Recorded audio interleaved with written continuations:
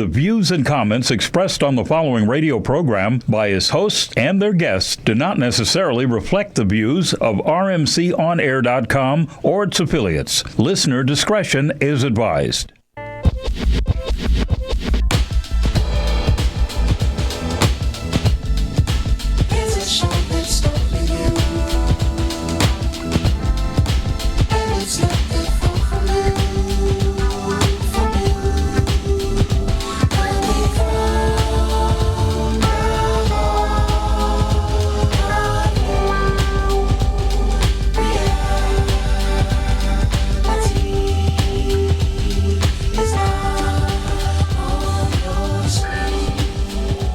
Oh, Chuck, let it ride. I mean, it's been a week since I've heard it last.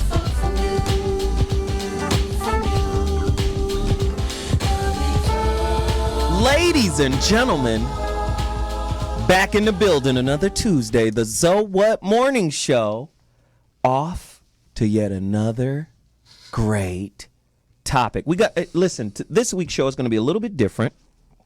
We've got two topics, right? One topic for the first hour, another topic for the second hour, and both of them are going to be crazy. The first hour, well, I'll tell you about that after I do my book selections. All right, so it's very important that you guys go out and get these books. Reason being is because it just adds to your knowledge. Oh, yes, that's true. I am wearing one of my exclusive So What t-shirts. I'm wearing the Trauma and Forgiveness shirt. Very fly piece of apparel. You can get yours at zowhatorders@gmail.com. Go there right now. Send me an email, and I'll show you how to get one of these fly shirts. Of course, we've got the Go Deeper t-shirts. We've got the Trauma and Forgiveness t-shirts. We got male and female, and it's fly business, man. It's shirts with meaning. Please reach out to me, zowhatorders@gmail.com. Holla at me. Now, book selections. This is a great book. I want everybody to go out and get it. Wait a minute. Doc, hand me your books really quickly. Doc has great books, too. Please go out and support the doctor. One of the books that I have that I've been reading. This is a very, very good book. You know, I don't endorse anything I don't read. So this is one that I will endorse. Get out of your own way. The doc tells me this all the time. So, you're fucking up. You're in your own way. You got to stop it. Please go get this book. Very, very, very powerful work by Dr. Mark Goulston and somebody else. Who is this? Philip Goldberg? Uh-huh. One of your cousins? No. Well, yeah. Can I tell you a little thing about the book, though? Yeah, you can. Sure. It's interesting. It came out in 1996, and since then I've gotten 250 letters from people in prison and jails telling me amazingly heartfelt things about how the book touched them. A recent one was a fellow who wrote me who said, I'm in my 31st year in prison for first-degree murder, and I finally accepted that I did it. No excuses. And what follows is the 3-page letter to the parents of the person I murdered, telling them what I took from them. Wow. And how I robbed them, and it was an amazing letter. And he just asked me, is there anything else I can do? I haven't heard back from them. So the letters like this, so I shared them with the L.A. Sheriff's Department. Mm-hmm. And the L.A. Sheriff's Department, I'm going to be going down there to see if we can help people in the jail. Wow. I'm telling you, this book is heavy.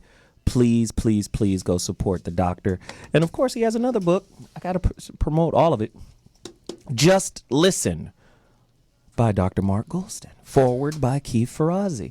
This is a great book as well. Now, this is the book when we initially made contact with Dr. Mark Goulston was when I was on the Foxhole during The Voice of Reason, and we did an incredible show called it wasn't Just Listen. It was Can You Hear Me Now? Is listening the most important part of communication? And he came on, and that's when we connected. This is a very powerful book. Please support and represent it. And, of course, you have Real Influence. That's your new book. Real Influence is, after you listen to people and they open up to you, you really need to get stuff done. And we think that we're in a post-selling, post-pushing world, but that's all people are trained to do. But nobody wants to be hard-sold or hard-pushed. So we interviewed over 100 people who are influential without pushing.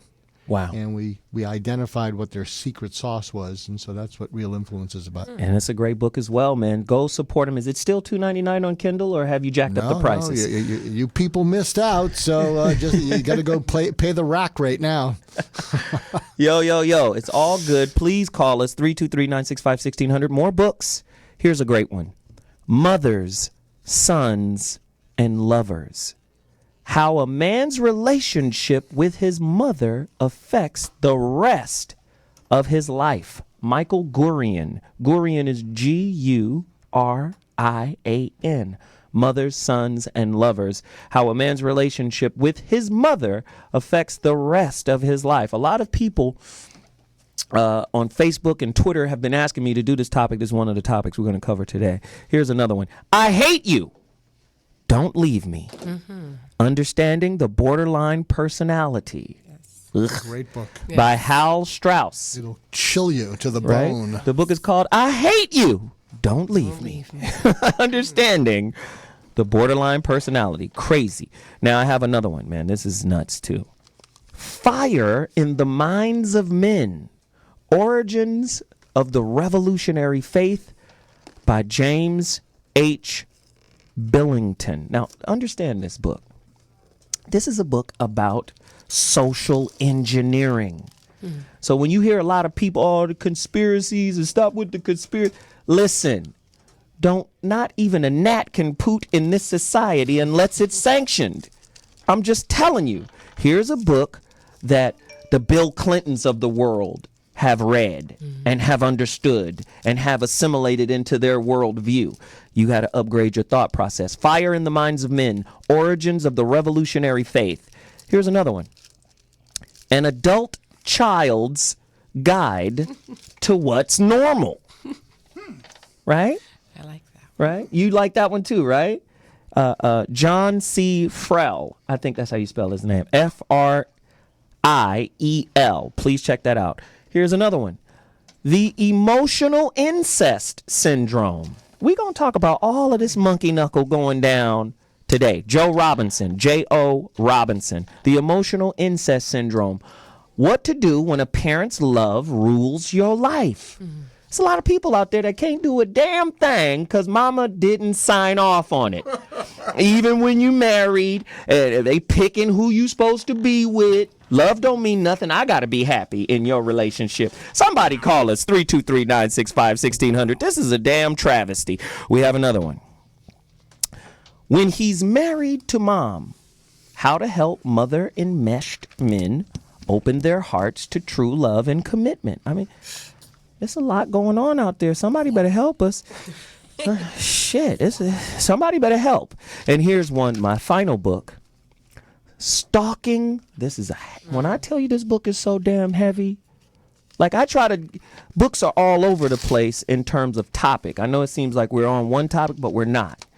This book right here is so deep. Has anybody ever heard of Bell's theorem? Bellian theorem? Or Bellian theory?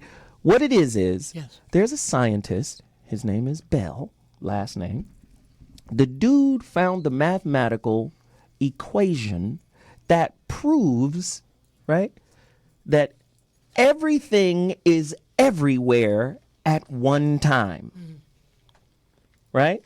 Now, we do know because of Einstein's law of relativity, or the theory of relativity, that the speed limit of the universe is the speed of light. Which is 106,000 miles per hour. Right. Well, Bell... Per second. Per second. Per second, yes, per second. Bell actually disproved that, but not disproved it in the sense that said, oh, it doesn't work. The mathematics of the theory of relativity is still profound and sound and can't be overturned at a certain level of consciousness. At a higher level of consciousness, the speed limit in the universe is thought. So Bell proved that one particle can be in two places at the same time. And you know, you have to understand, in science, things have to be replicated. First, the mathematics have to be sound. Then the experiments have to replicate. Looks good on paper. Right. So Bell's theory proved that two things can be in one place at the same time. So everything is non-local. This book is talking about your consciousness is everywhere at once. And you're not as small as you think you are. And there are times when your energy field is oscillating out into the boundless universes, and it could bring back infinite knowledge and coherence. But if you're not aware of it, you can't access it. Very heavy book. Stalking the Wild Pendulum on the Mechanics of Consciousness by Itzhak Bentov. Please go get the books. You know I like to just hit you upside the dome and change the way you think. This is what we do. We're going to take a quick break. When I come back, introduction of titles, topics, and guests. So What Morning, 323-965-1600. We'll be back at 2.2. Holla!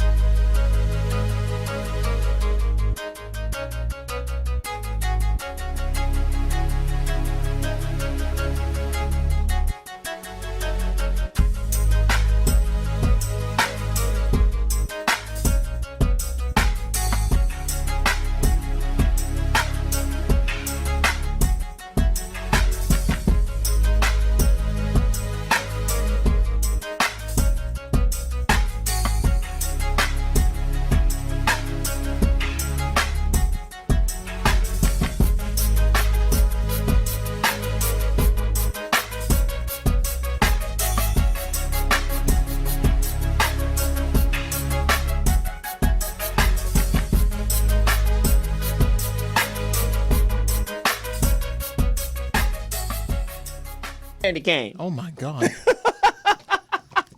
Wait a minute. We're on? Our doctor isn't here. You know he got to empty out his doctor's- bladder every yeah. 22 minutes? Yeah. Shit. Got a peanut bladder. Got to go empty that thing. Oh, Jesus. Ladies and gentlemen, back in the building. So What Mornings. Today's topic, coping with the cray-cray. How to survive a relationship with a person with borderline personality disorder. That's our topic for the first hour. We have a specialist in the building. I'm going to introduce her in a minute. But you know what I think sometimes, and I'm going to read some questions off about this. What do you think sometimes? But I think these goddamn doctors and psychiatrists and psychologists just be making up illnesses and labeling stuff. Of course. That black grandmama and them had one name for. What was it? That heifer crazy. Right? What happened to just plain old good old fashioned garden variety crazy? Wow. Listen, before I go into my questions, I want to introduce everybody, but we have an emergency call in the building. It's a friend of ours who just recently got a Friend of the job. show? Right? He's a friend of the show. And he wants to call in and bless you with a special top 10. Ladies and gentlemen, James Hanna. John Hanna? I'm Who's sorry. that? I'm on cocaine. I'm Who's that? personality disorder. James Hanna is in the building. James, shit, man. I know you only got a few minutes, man. What is the new top 10 today? All right. Only got a few minutes. I'm on my lunch break. It's top 10 signs your kids go to a ghetto-ass daycare center. Talk That's to us. hilarious. Top 10 signs your kids go to a ghetto-ass daycare center. Let's see. Number 10, the owner's husband asks you if your son could pee in this cup right quick. What? Number 9, the children absolutely are not, under any circumstances, allowed to wear red. We can't be Not in this responsible. neighborhood. We can't be responsible for what the Rolling 60s do. Number 8, your daughter tells you, All Miss Keisha did was give us some NyQuil and went upstairs with some man. Oh, That ain't right. That ain't right. go ahead. Number 7, your kid is the only one with a daddy. Oh, shut it down. Wow. You know it's going to Number get progressively worse, It's like right? it's hurting every time. The name of the daycare is Boss Bitch Academy. Boss Bitch Academy. Academy? The BBA? Number 5, the owner was just on Maury with 7 dudes, 7 envelopes, and then none of them niggas was the daddy. Damn. The owner. Number 4, during the interview, the owner tells you she's great with kids. She just got hers back 3 weeks Oh, ago. God. Wow. Not right. Number 3, their fridge is full of baby bottles of great Kool-Aid. Wow. What kind of daycare center? Shut it down. I know some people like that. Shut it down. Number 2, the owner, Miss Mickey, was your starting high school quarterback. Oh. Wow. All right. Wow. And number 1 on the top 10 signs your kids go to a ghetto-ass daycare. Fantasia Barrino is the co-owner. I can't. Oh. Oh, that's so. Why are you going at Fantasia? She is the Fuck president of the. Fuck Fantasia. Oh, crazy bitch. I think she on drugs. Bitch broke up a marriage. Got pregnant by a nigga. Aborted the baby because the nigga didn't want her.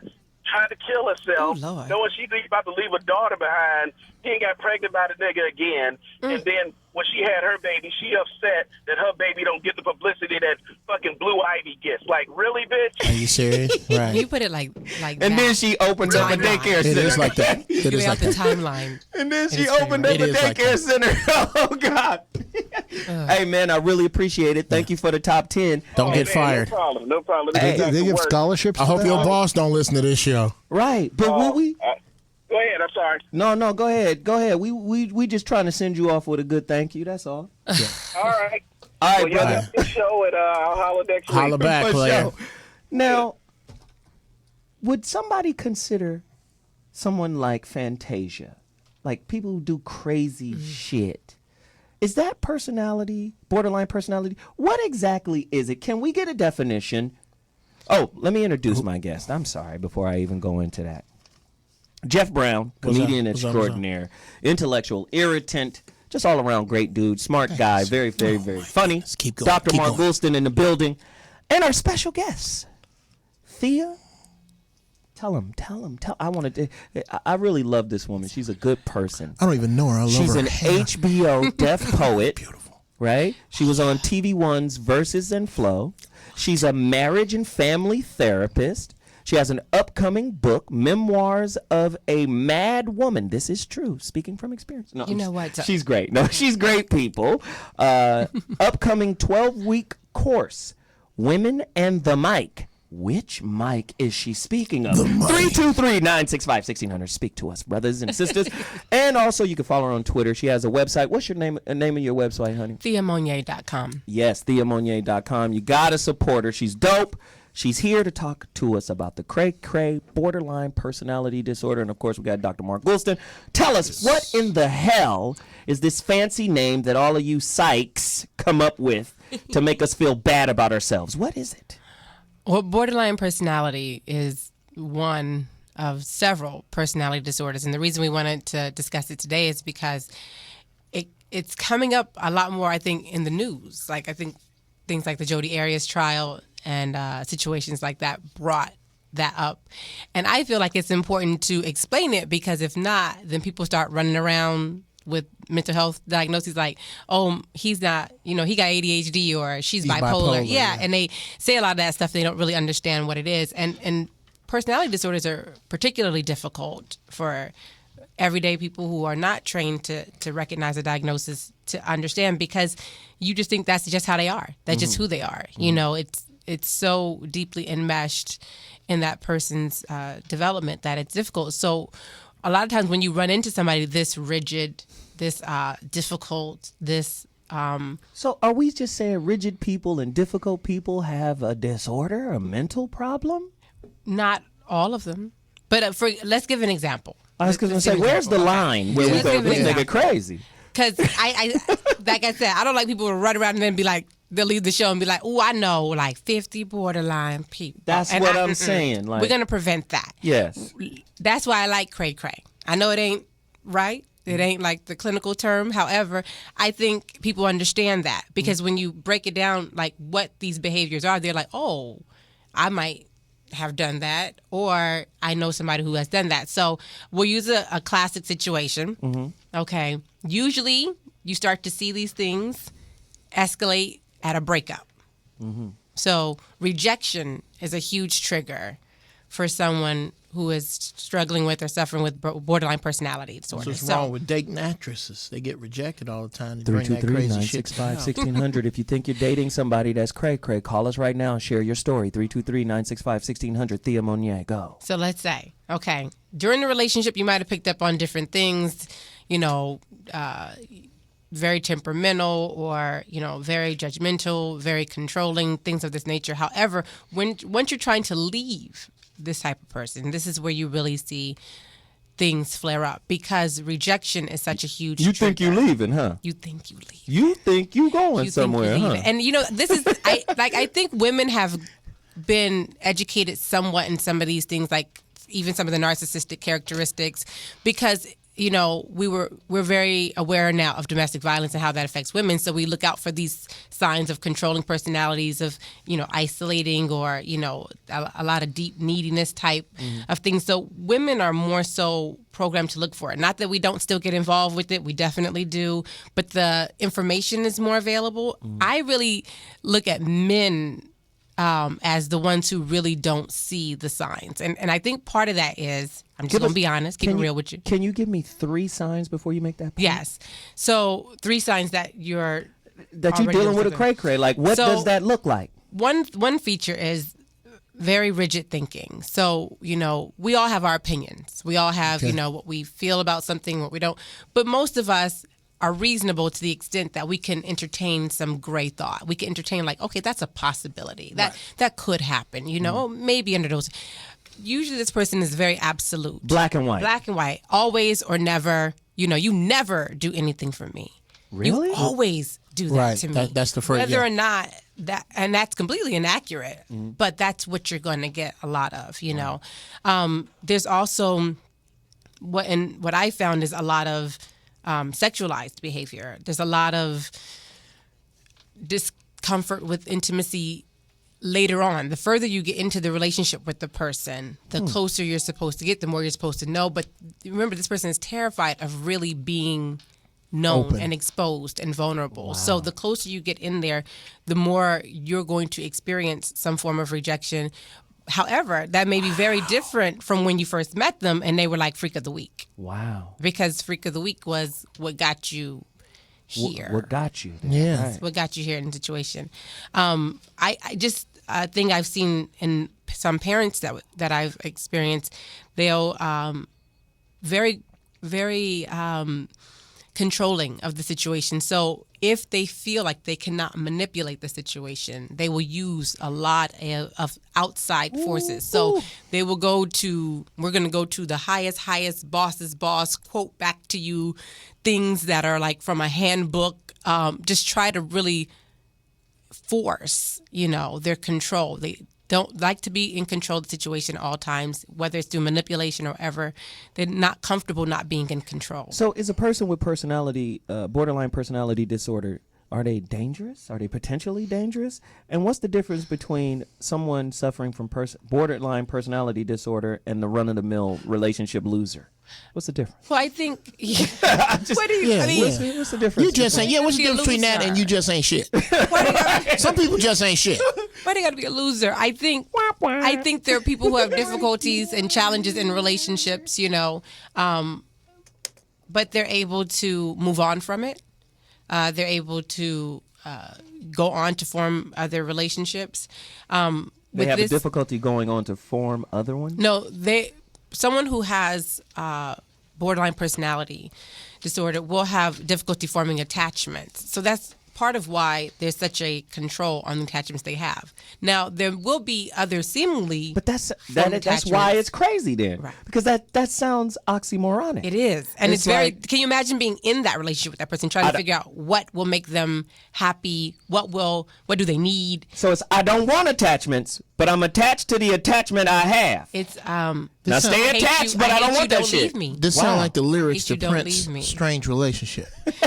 And I think the difference is, like you said, some everybody has difficulty in relationships, but the ability to move forward, the ability to let go, the ability to move past, maybe they just have a communication issue, But it maybe sound- they have low self-esteem. Let me, know, let yeah. me, let that's me ask the regular. doctor. Doctor, it sounds like everybody has borderline personality disorder because most people who claim they've moved on really haven't. Let's just, in general, it takes a really self-aware, sophisticated, objective kind of being to really cleanse themselves of a situation and move on. Most people are holding resentments for 30, 40 years. I mean, you see it in the family. When we get to the picnic, there's some nigga that didn't come because he didn't come to the funeral, and niggas is still mad. And everybody's sick. I'm just saying, doctor, can you come from behind the curtain, Mr. Oz, and help us understand what's wrong with our minds? Now, Whitey Locks. Borderline. What I know about borderline personalities is, think of this: 90% of their psychological energy, 90% is involved in avoiding someone controlling you or leaving you. That's the 90, and so there's nothing left. There's nothing left to relate to people. So you can't stand having someone control you, and you can't stand someone leaving you, and that's like 90% of your psychological energy. So the relationships are totally chaotic. So when someone is trying to get close to you, you feel like they're controlling you, so you push them away. And then when that person finally says, "I am burned out, I'm out of here," then you and they will go to any extreme Yes. to keep you from abandoning them. They cut on themselves, they threaten all kinds of things. And but to Zoe's point, I think everybody has a personality style, and when it gets exaggerated and starts to screw up your life, Yes. your relationships and your job, it crosses over into being a personality disorder. But we all have styles, and some of those styles in moderation are pretty good. It's good to be vivacious. It's not so great to be histrionic about Yeah. everything. It's good to be a little bit disciplined, but to be obsessive compulsive about things and be real high maintenance. That's awful.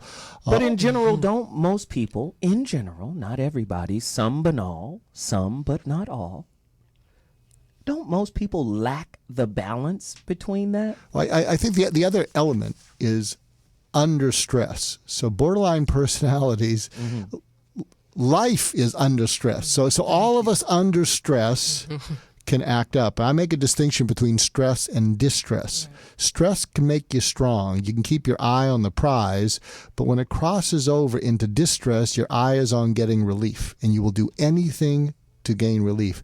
So the key in helping people through, I think, therapy and coaching is teach people how to be able to deal with stress and still keep focused on the prize, and to raise what it takes for them to cross over into distress, because when it does, all bets are off, and they're going to do whatever they can to relieve that. Right. Now, Jeff has been married to several People. Now, Jeff, were they crazy, or now do you have a better understanding? Okay. Maybe they had mental problems. Just thumbnail sketch. My first wife, I got married at 22 years old. I had no business. We was kids. Okay, you can't be the man of a house until you're a man. That don't count. That second one, she's out of her goddamn mind. It sounds like you were in my grass with binoculars. This. Yes, there, and a lot of this to me is bred by unchecked emotion when you're young. That's Nobody exactly it. is pruning this. I used to tell my ex, and this ain't a clinical term, I used to tell you know how you talk all slick? Because somebody didn't loosen your teeth before it was a crime. Like back in 4th grade, you said something to the wrong dude and he bust you in your mouth. If that had happened, you would know that there's a consequence to your actions, and they don't have it. So they're just wild, and they're not pruned at all.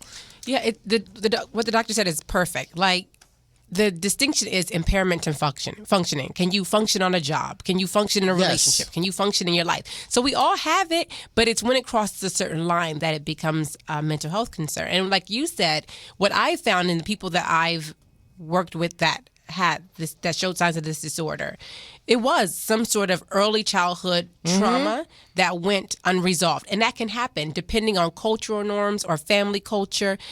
Dust it off, walk it off, nobody paid attention to it. And so what happens is you develop a way of coping that to get you through that moment, it never changes. When you become an adult, you should have different coping than you had as a child. If you hold on to that coping your whole life, it becomes, people say, she's been like that since she was like 5. Well, maybe the trauma happened when she was 5, but now she thinks it's who she is. Well, here's where I got to call bullshit on half of that. Gotcha. My ex-wife number 2. Was funky with a member of my family who was a minister, and the person asked me why she liked that with me. I said, that's because you're a minister, but you don't have no TV credits. See, she happens to know T.D. Jakes personally. She happens to know Bishop Omer personally. She knows Bishop Blake personally, and she never acts like that with them. She acts like that with you because you don't deserve her respect. Now, if you had a shotgun on your lap, she probably wouldn't do that. So these people make choices about who they're going to act like. Oh, absolutely. And that goes back to what the doctor said, too. It's 90% of what they're trying to do is about control and manipulation. So that doesn't mean they're very skilled manipulators. They're not going to do certain things that are going to expose what they're trying to do. It's very detailed. Are you dating a skilled manipulator? Do you feel manipulated? Do you feel handled? Like you're handled? You're very poorly handled. Somebody call us at 323-965-1600. I have a statement here. It's really hard to watch the show you're starring in. And I think as you understand, like, it's hard if you're starring in your own drama. Right. It's hard for you to think that's how it is. Yes, you just think that's how it is. It's hard for you to step outside of your own drama and look at it objectively and go, I'm on some bullshit. Or I got this from somewhere. Or this trauma's from somewhere. We've said it before on the show many times. I said, I believe that there is a bridge between trauma and forgiveness. This is not a plug for my T-shirt, but you can buy it. Just in case. We forgive you. I always say that there's a bridge. Yeah. And I said, you can't get to the evolutionary process of forgiveness, because forgiveness is not for the person that hurt you. It's for you. Absolutely. So what happens is trauma, just like in a car accident, your body knows. Your central nervous system knows. It's about to be some shit happening in this turnover 0.3 of a second on the freeway. So I'm going to black you out so you don't feel your teeth getting knocked the fuck out through this accident. Yeah. Right? Or so you don't feel the concussions and bones breaking. I got to bring up the forgiveness continuum. Okay, you ready for this? Can I finish my point though? See, like I said, you see how the Wizard of Oz just come out from behind the curtain? It's Whitey Locks. What do you want from me? You see how he just come out like, and fuck what the nigga saying. Now what I want to say. Put away that black thought, underling. I'm sorry. Yes. Sorry, I don't know what he wrote the book Just Listen. Could you go get it? Just Listen. By Mark Goulston. But to shut the fuck up and listen. You would have sold a lot more books if you'd have just shut the fuck up and listen. To me. To me. You dumb cockeyed son of a bitch. No, but to finish the point and then throw it to the doc, I believe that middle point between trauma and forgiveness is where we create, that comfort zone, that neurotic comfort zone where whatever happened here, we formulate that shit to get us through that pain, to help black us out, to black that pain out. And then what happens is that behavior or thought process that we adopt becomes like an advisor, like a hey, this is comfortable, this is good for you. Yeah, I'm comfortable here. Stay like this, and I think it prevents you from getting to the other side of the bridge where forgiveness is. Now, you can finish with your forgiveness continuum, Dr. Mark. Okay, for all of you who are looking for relationships, you're in a relationship, there's a forgiveness continuum. And at one end are the unforgiving people. You got to stay away from them. Yes. They will end up bitter and they will wear you out. So at one end of the unforgiving people, stay away from them. What's interesting is in the middle are people who forgive others, and they're kind of B minus relationship material.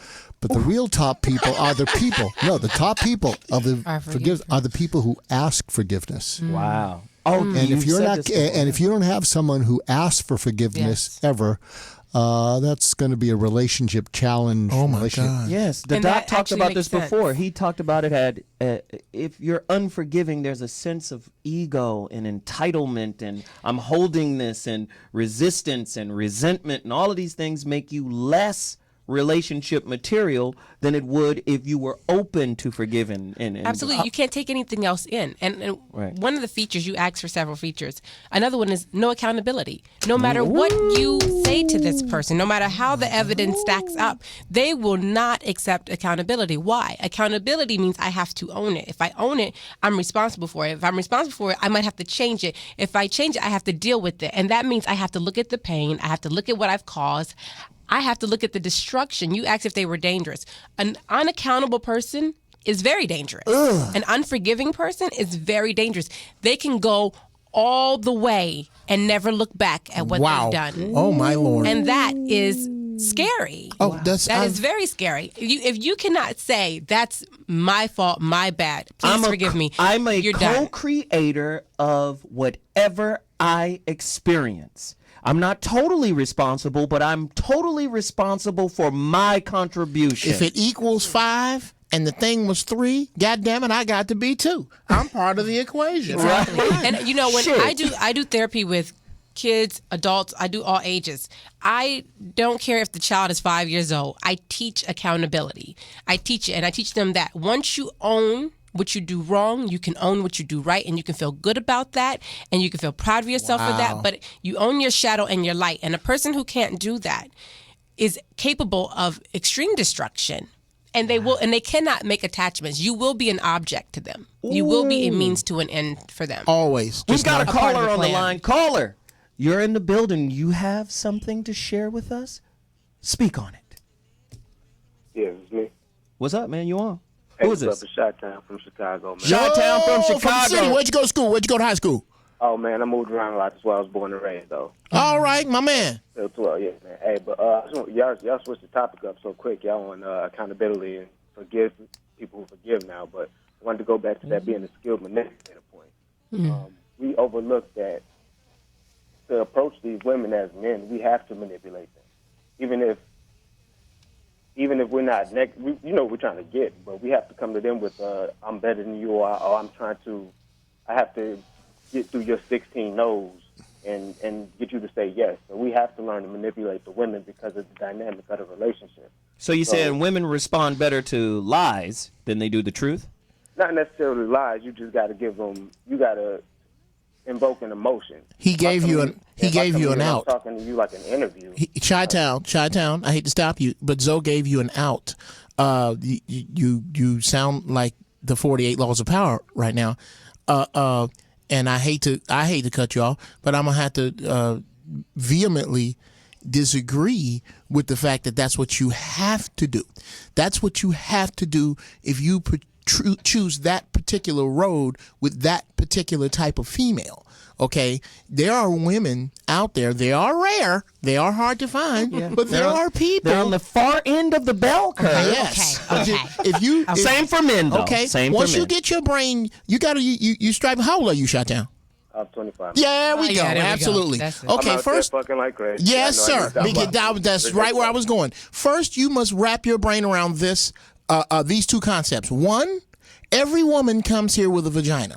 And 2, you Not can't valid. fuck them all. I've tried. You cannot fuck them all. 3, you have to get your brain to this place that you are not getting cooter. You're giving out penis. And once you get to that, then the bell curve narrows. Then the amount of women, the type of women, the amount of women you expose yourself to, because that's what you're doing. The quality you are exposing yourself to every time you go into a room with the energy, to borrow something from Dr. Mark. Close your eyes and erase the people you were attracted to when you walk into the room, and now look at the other people. Every time that you come into yes, sir. Now I understand exactly I understand the concept of what you're saying, and I'm at a point now. I don't value. I am giving my penis out, so I am the valuable one. I have the secret. Yes. But in certain instances, even when a chick chooses you, even when I've had good women, I've had bad women. Even when a good woman approaches you, you can't just be like, you can't interview her. You still have to hit some kind of emotion in it, whether it be happiness, anger, anything. Chi-Town. What are you? Chi-Town or Chi-Town. SH, just to act like Chi-Town. Chi-Town. That's right. What are you frustrated about right now? Because I was just saying how you said manipulate. Are you dating a manipulator? And I'm not saying manipulation as a negative thing. I'm just saying manipulation as in controlling the situation and creating what you want to come out of it. Not necessarily being negative with it. And then you guys moved on, and I was trying to catch up. But but you're frustrated about something. Just what is that? Something just not going right for you. What is that? He can feel it. He's really smart. He's white. Career, finance. What do you mean? What's wrong with it?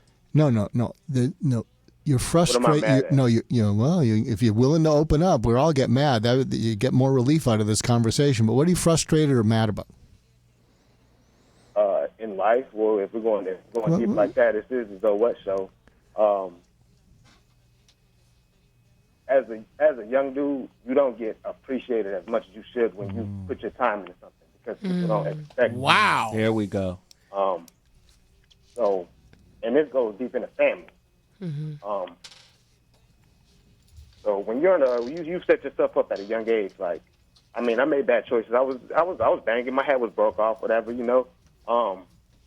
I went to Job Corps because I got expelled for fighting, and so I was set at 18. I had already got my culinary arts degree, graduated high school through the program, was working, living in a different state, not relying on my parents, and through the medical issues, I moved to another state, back in with my mom, and I took care of her. I trying to go too deep and be all emotional on the show, whatever. But I took care of her. I provided financially, home health care, used my name for credit, buried myself in debt, buried her in debt, but did what we had to do. I'm gonna get to the point. But yeah, please. I did the work, and I put myself in a bad situation to fill up for somebody else, and that's family, whatever. So you're supposed to do that, and you ain't have to act. It's not being reappropriated to me because I was young. I had to do this shit.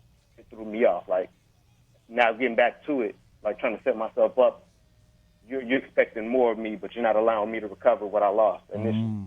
Wow. Great point. That's good. Wow. Doc and Thea, do you guys have something for him? I do. I think a couple things. One, I think you have to look at how your relationships with your parents play out in your relationships with the opposite sex or whoever you're attracted to, because a lot of times we project what we may have wanted to happen in those relationships with our parents onto those people that we are seeking to have a romantic relationship with, and that's our stuff, like maybe you feel like you have to manipulate these women because you don't feel like you were recognized as being enough in this other dynamic, even though you gave and you gave and you gave, it wasn't acknowledged or recognized as enough. And so you approach these women already thinking they're going to think I'm not enough. And the trick isn't necessarily thinking, the trick is knowing your value, but also knowing that that person has value too. There's a balance. But do you see how difficult it is at 25? First off, the human brain doesn't finish developing until 25.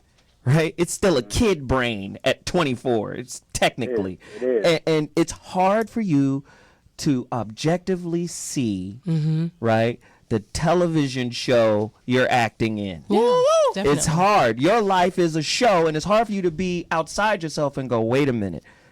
Objectivity is needed, for me to see exactly what's happening. Sometimes we get molded, or most times we're molded by the experience. And it's like the die is cast. Yeah, but I believe that's why these moments happen. Right. Like he called in about something else. The doctor uncovered what was really going on. And so now he has a moment. And I believe everybody has moments, whether we recognize them or not. There's these moments where life gives us epiphany. Gives us like these side view mirrors to see what's going on. And It's for the him, it's the thought, it's the not all space. that. I'm just like, It's Yeah, you the got space extra in between challenges. the thought. The thought is developed by our environment, by the social game rules that are implanted by our hood, our moms, our and then the insight comes in between the thoughts. and they're challenged. That's life. Life is going to come up to hold up mirrors all over the place to show you things. And for this moment in particular, there's definitely healing that needs to take place in that situation with him and his mom. And I can almost guarantee you it's going to result in a different dynamic with women. Does this make him a cray-cray? Absolutely not. No. He's going through an emotional thing, and he recognizes that he's going through an emotional thing. He's not expressing that, that it's any all or nothing, he's open. I think that's a big difference in somebody who's closed, unaccountable, and, blame oriented. No, I'm going to give him a tip. Yeah, go ahead. I got a couple tips. Chi-Town, I'm going to give you a tip, and you tell me if you agree to it. Then I want you to call back. Next week. Tell us. Yes, absolutely. So this is what I like. Okay, so this is what I like you to do. At the end of every day, before you go to sleep, take out a piece of paper and you write down, what do I need to get done tomorrow so that I can feel more hopeful at this time tomorrow night? Mm-hmm. What do I need to get done? Not what you can do or will do, but what do I need to get done that's under your power? Because if you're just waiting for other people, it's going to be a long wait. And then and that might help you sleep because you'll have a focus. Well, if I get this done, I'll feel more hopeful tomorrow night. And then when you wake up in the morning, you can revise that. Well, I slept on it. What I need to get done today so that I feel more hopeful at the end of the day is this. And you can revise it in the morning, but I'd like you to try that every day for a week and then call us back next week. Let's see what Would you do that? That's great. I got something for you. I got something for you, Chi-Town. Two things, dog. One, I don't think you're a cray-cray. I think you are dealing with cray-cray potential, and here's why.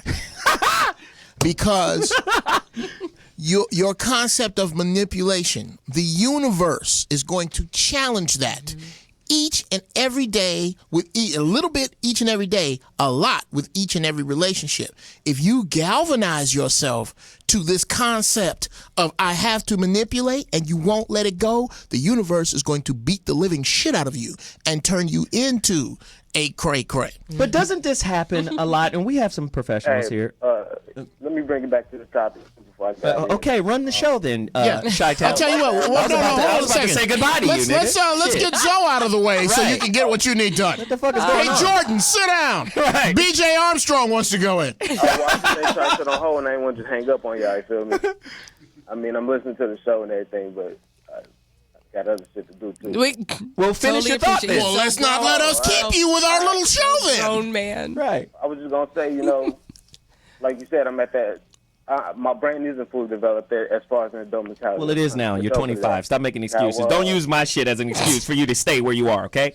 No, go ahead. That's so borderline, Zoe, right there. Zoe is nuts. It's Go like, ahead. I love you, I reject you. I'm saying, like, you talking about relationships, while I'm developing this point, even now I'm stepping it up financially and trying to, be independent. Should I be trying to develop a relationship or should I focus on No. Yeah, man, take your time. Fix Chi-Town, bro. finish school, make sure I keep stacking my money and doing that? But you know what it is? You know what it is? Let me tell you this, Chi-Town, and then we got to let you go. Yeah. This is what it is. It's a tightrope. Just see it as a tightrope. It's a catch-22. You're damned if you do, you're damned if you don't. You got to learn by being in it, but at the same time, you have to learn how to watch yourself in the television show you're starring in. You got to learn to reflect. You have to learn how to say, okay, because a lot of times we're just doing without observation. I got something deep to share. You feel me? So I appreciate that. Yes, you should try to be in a relationship, but at the same time, you should know who you are and what state you're in. Get whole first. Yeah, you know. Well, you, Chi-Town, this happened to me. A couple of things, super fast. One, when I was 2, my mother married a Marine.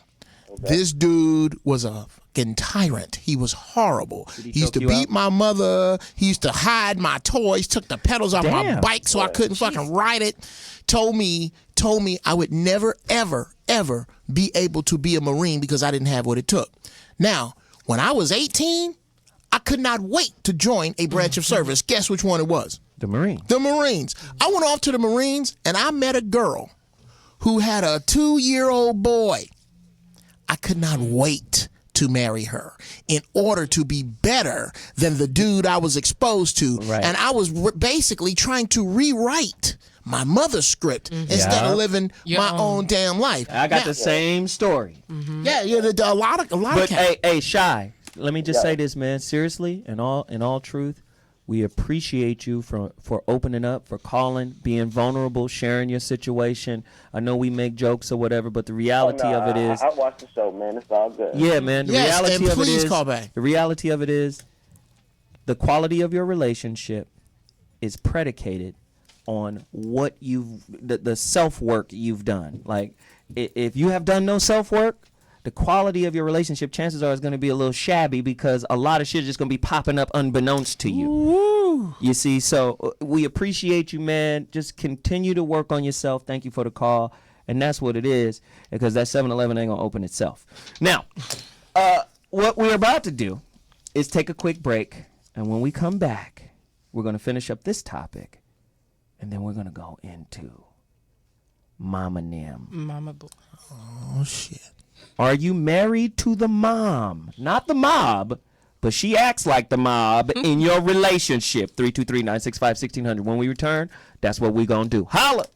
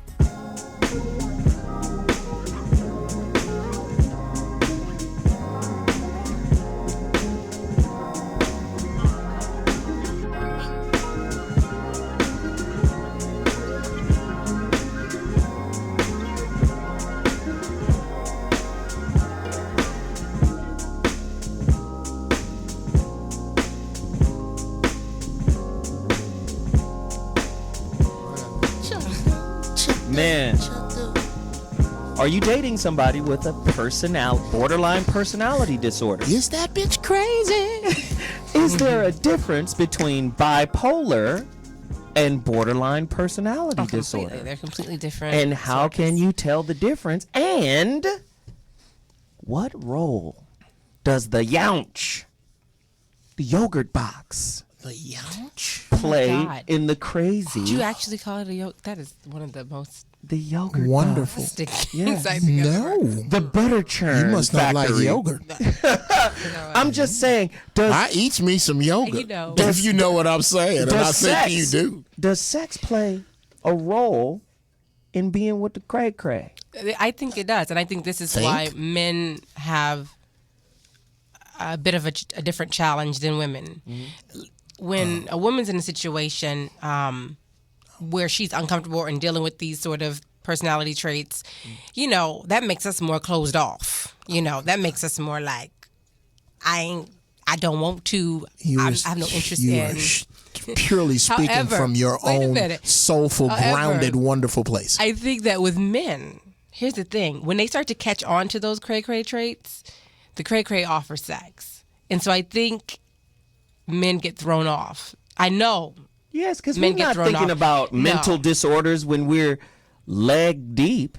I'm telling you, here's one of the things I told my guy friends to look out for. So this is the woman who, of course, you just got out of something. This is usually when you meet them. They'll tell them all the horrible things your ex just did to you, how terrible she was to you. And so now she has all this information. All she has to really do is be the opposite. Loading her gun. She has to be the opposite of everything you just described, right? So you're going around saying she's perfect, she does this, she does that, such and such, never did that, da-da-da-da-da.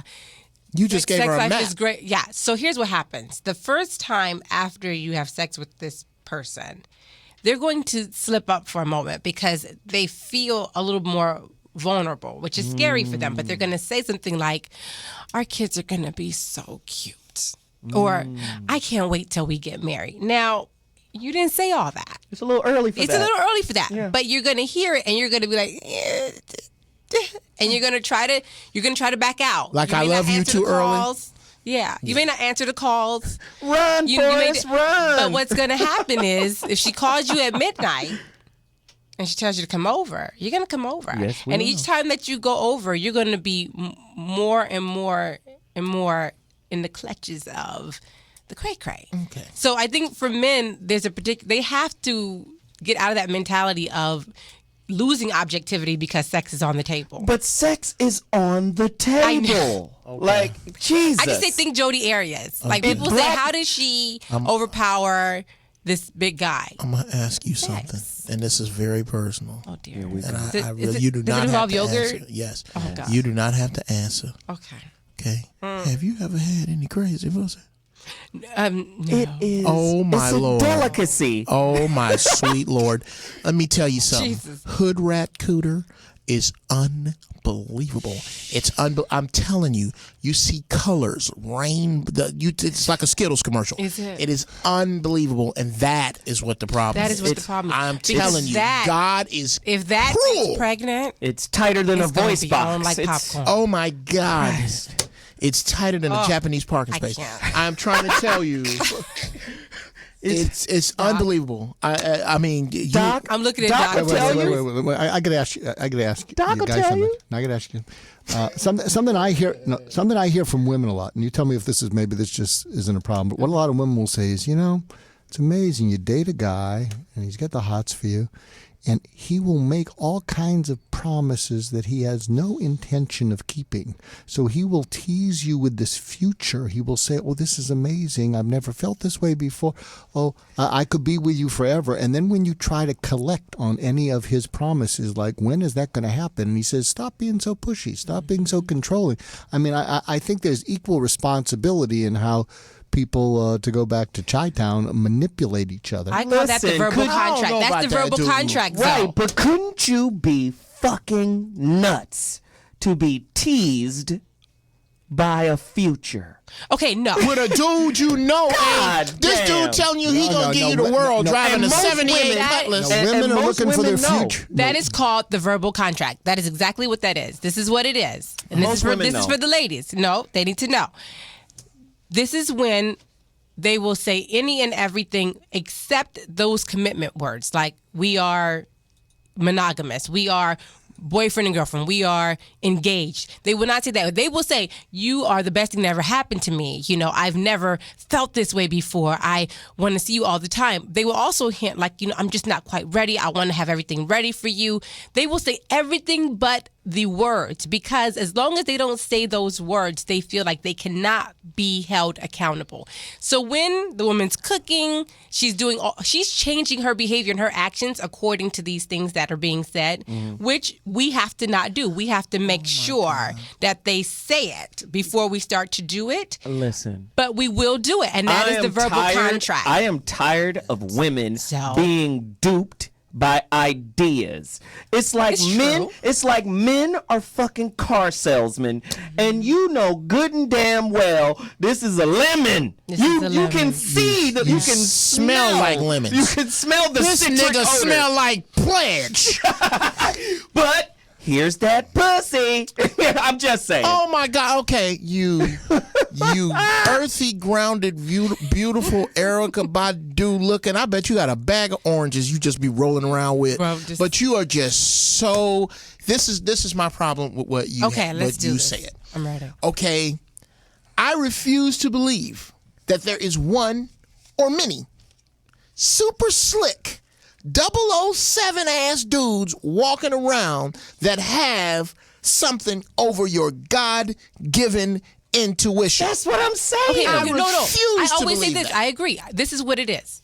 Now, you have to think about how women are socialized. Women are socialized to think of themselves in relation to other people, which is different than men are socialized to develop in relationship to themselves. Right. Women are socialized. Okay. I define myself by how you see me in my role. So your feedback on who I am is almost, for a period of our life, more important than our feedback to ourselves. So the problem here is Shit, I gotta that go home and talk to my daughter. the problem, yes, you do. Because the problem is, I always tell people, never underestimate a woman's power to delude herself. I'm not saying that. That's why we brought you to the show. You're not gonna get out of here without repeating that. Damn. Never underestimate a woman's power to delude herself, because we are socialized to think that who we are to you is more important than who we are to ourselves. So we will create. And this is the thing. On some level, men know this because they say it. Chi-Town just said it. They say what they need to say to give you just enough to construct the delusion. This is why. But yes, the women are responsible for constructing the delusion. This is why I said to Chi-Town, are you saying that lies work better on women than the truth? Yes. You don't even have to lie. You can infer. First and off, she will take it A from woman there. will tell you what she don't want to hear. First off, your fantasy isn't real. Do I look fat in this? Don't say it. Don't say it. Don't say it. Don't say it. So it's a lie. It is. Until it's real in the now. Until he says it. This is the thing. They know if they don't say it, and that's what I tell women all the time. They say, well, he said this and he said that. And I say, what did he say that you're a couple? Did he say that you're engaged? Did he say that you're his monogamous woman? Thank if you, he didn't 'cause that's how say dudes those talk. things, then don't change the dynamics of your relationship. When he calls you at 12 and he says, I want you to come over, you say, are we a couple? Is it just you and me? Now she's If gonna not, be by herself forever. That's her. And that's why she's. Can you That's why she imagine? does what she does. Can but you at the same imagine? time, She gonna be by herself forever for other shit. She gonna be up by herself forever, ever, because this dude felt the license to call her at 12. It Exactly. don't matter what she say. She can say, "Are we a couple? Are we this?" And he gonna hang up, and she gonna still be she that just small. can't act on it. She's Wow. gonna, like, if he's like, are you coming over tonight? Well, I didn't know. We didn't make plans, so There you I go. can't come All right. because I already had plans, or let's- whatever the situation. So may let's be. do this. Let's wrap this topic so we can move into the crazy mama deal. We got to come back to the verbal contract Yes, one day. we should. Now, that's what I some would like to do is ask you and the doctor and Jeff for just a couple of tips of how to get the fuck away from the cray-cray, the borderline personality disorder cat. Second job. How do you get second A job? secret second job. So, Monet, I'll I think explain my that in a number one tip is do not engage. Do not. The engagement is a part of the attention seeking. I don't think that's. Can I? I'm so sorry. I say, Oh, let me just stop really quickly for 1 second. you know. Do you believe that people date and attract and date the content of their consciousness. To an extent. Yes. Yes. So it's hard to just say don't engage. No, here's why I say don't engage. That's why I the stopped you. person So needs finish. attention, and this is a way to keep. Remember, the chaos is still a connection.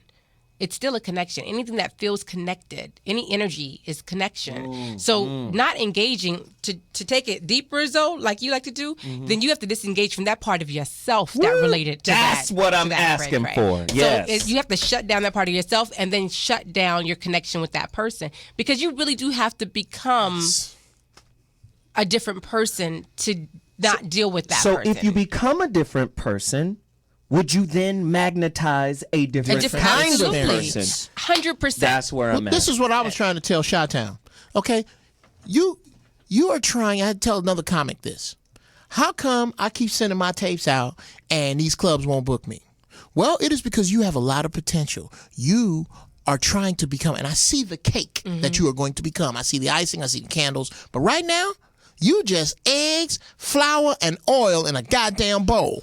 Quit trying to pass your eggs and flour and oil off as a goddamn cake. Take your time, go through the heat, and become a cake, and then share yourself with slices. Till then, don't nobody want that shit, and there's salmonella going around. You might get sick and get the shits. That's all I'm saying. Damn. Doc? Okay, Whitey Lock, I have to bring it down to a common sense tip. I guess we're not common. Okay, so I guess we're crazy. Thank you, Whitey Locks. What you need to do is recognize the difference between a reasonable expectation and a realistic expectation. So think of the future that you're banking on, and it may be reasonable to bank on that. Well, he said this, and we like each other, but realistic is what's likely to happen. And so you got to tune in and say, what's that future that I'm banking on where I'm putting up with all this crap because I think that future is going to happen? How realistic is that future? And if it's not realistic, leave. And it hurts. It hurts to break an attachment to a future, but it hurts even more to live into a future that's just not going to happen. Doesn't exist. So you're saying do a better job at distinguishing possibilities from probabilities. Yeah, well, one of the tough things, I hate to say it, is past behavior predicts future behavior. Wow. So words. Hence the term track record. Yeah, absolutely. So unless you see, and people don't change their behavior unless they care enough about it. People don't do what's important. They do what they care enough about. Food, eating well is important to me, but I don't care enough about it to do it well. So you got to look at this person's past behavior and see if there's any time when they've ever changed it. And if they haven't changed it, they're not going to change, and you need to change people. Right. Great conversation. I appreciate it. We're going to transition after a quick break. We're going to take a quick break here, and then when we come back, we're going to go into our second topic.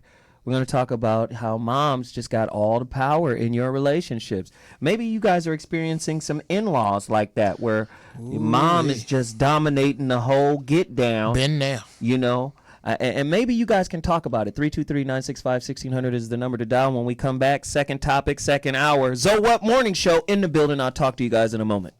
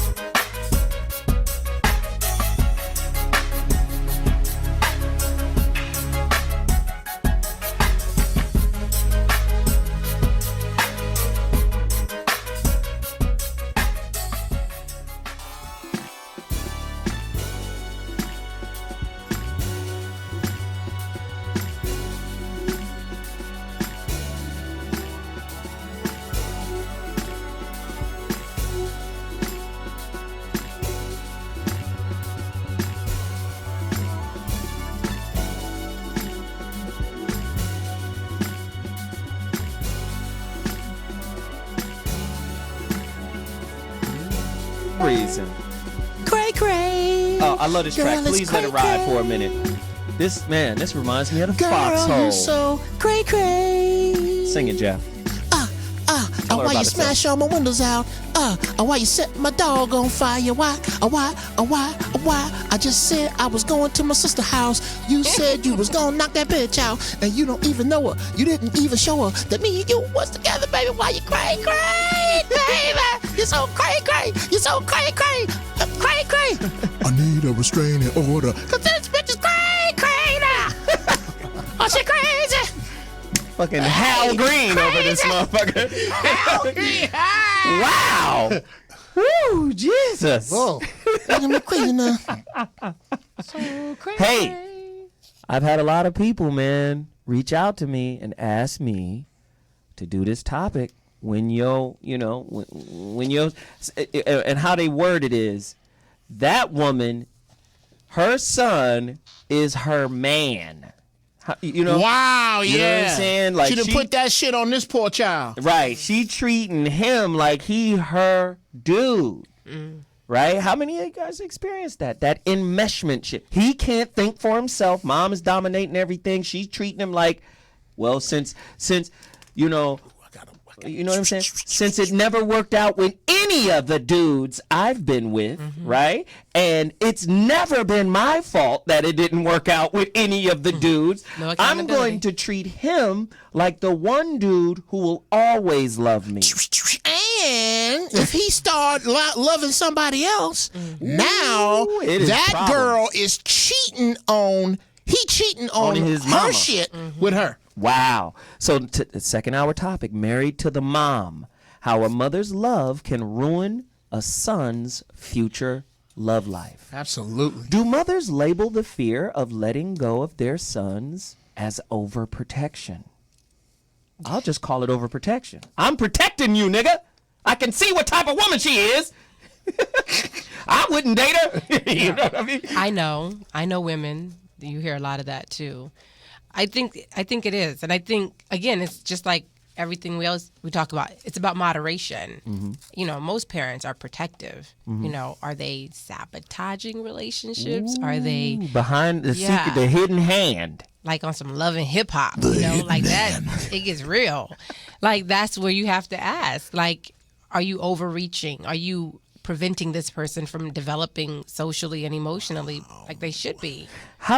What does it mean to be mother enmeshed? Can a daughter be mother enmeshed? Oh, absolutely. As well as a son? And what are, the signs of an enmeshed child? I think definitely. And it comes across in different ways. So like with the son, the enmeshment is more, it's a lot of placating, it's a lot of coddling, it's a lot of enabling. With the daughter, it's more about sort of aligning that child with who you want to be, So with a daughter feels a lot more pressure in that situation to live up to who the mother wants them to be. And going back to the personality disorder thing, I always say a hurt mother cannot raise a whole and healthy child. Because just like NLP, neuro-linguistic programming, it's modeling. I'm modeling you after my sickness, after my illness, but I'm trying to make you a better version of that.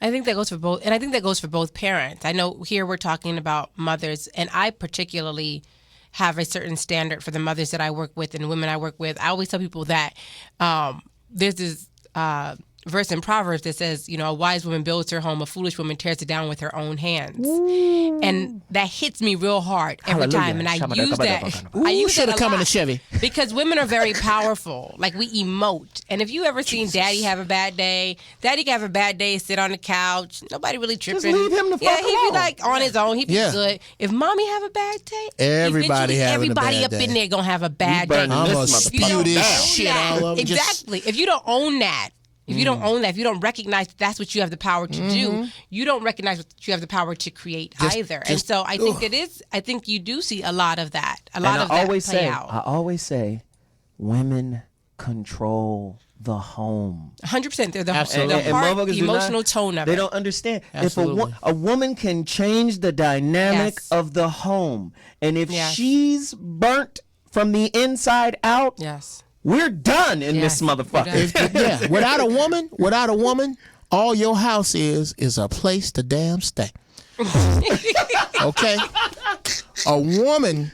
I used to beg my ex for this. Look, could you please not crap my brain out before I leave? Could we please? And that's the one thing I will say about white women. They understand. Wait till you get back.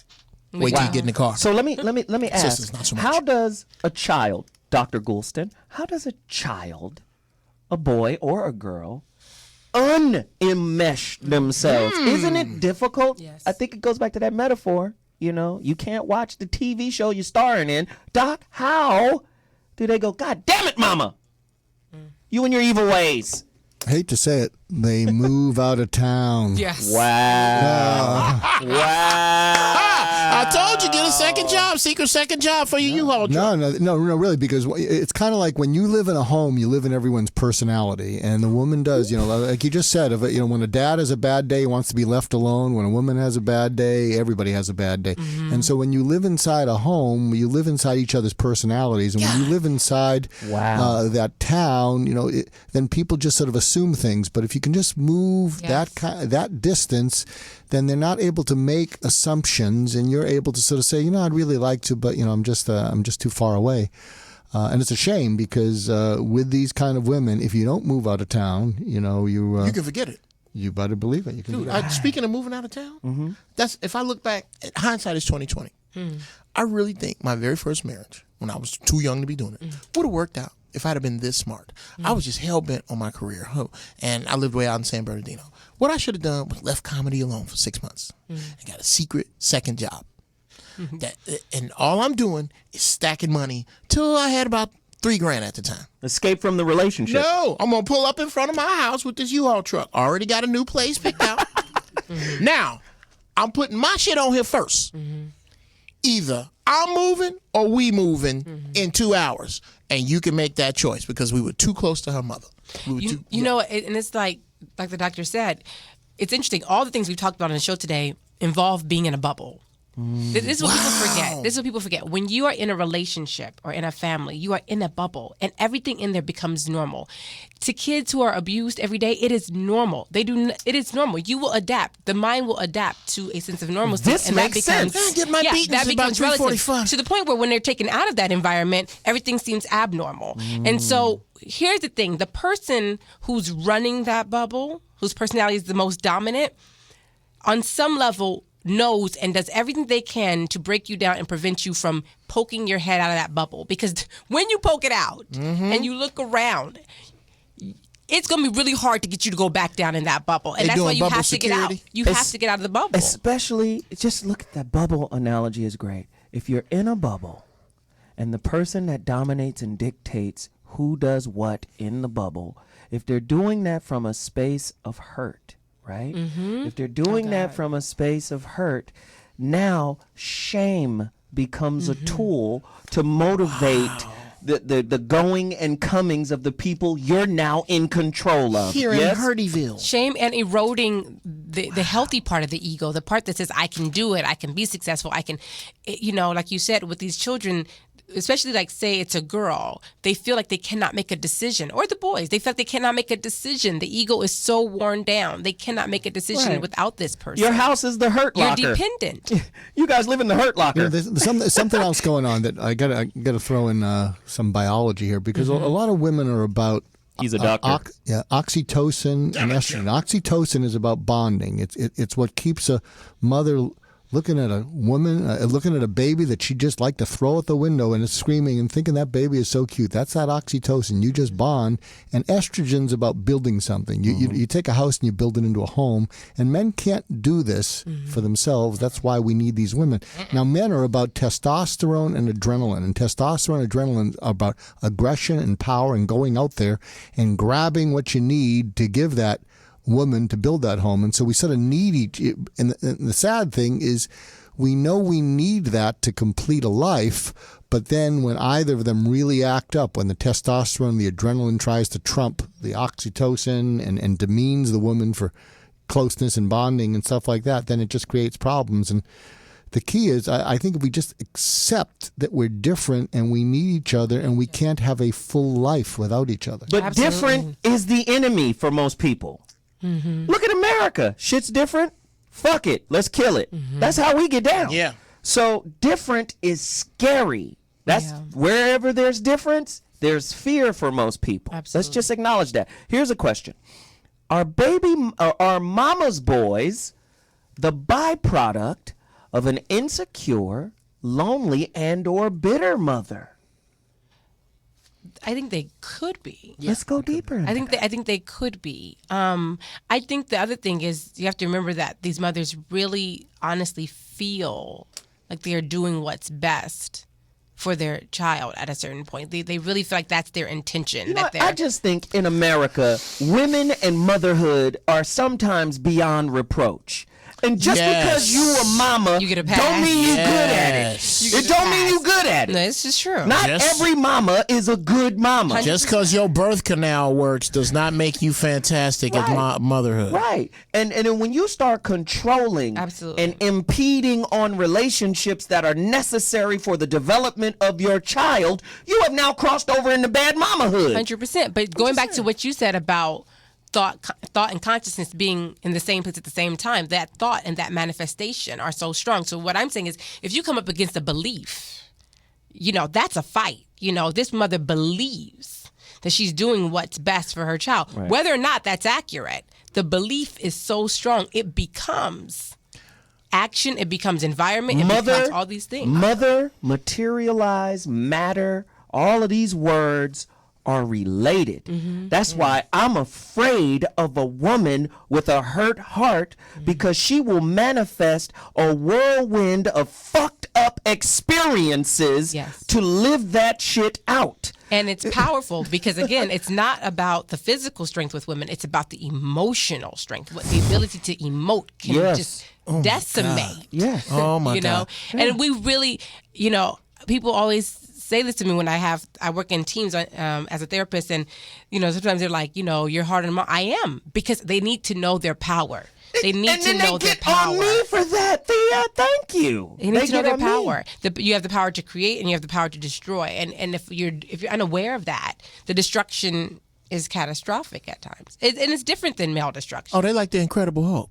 It's They just different turn than green, male tear the relationship up, and then when they calm down, ooh, what happened here? What did Why I is it- do? What did I do? Did I Yeah, kill it was you. someone? Yes, Yeah. you did. It's easier to get over physical, which is how men usually exert their destruction. It's easier to get over some sort of physical destruction than it is to get over an emotional. Oh, absolutely. So I think that's where we need to really own our power as women. I took this forward into relationships. I've taken this where there's one person that you really wish that you could please, and the fact that you couldn't, you take forward you're over that person consciously, take it but with you. subconsciously, you're still trying to please this individual just because nothing made them happy. Yes. And I got to the point where I go, you know what?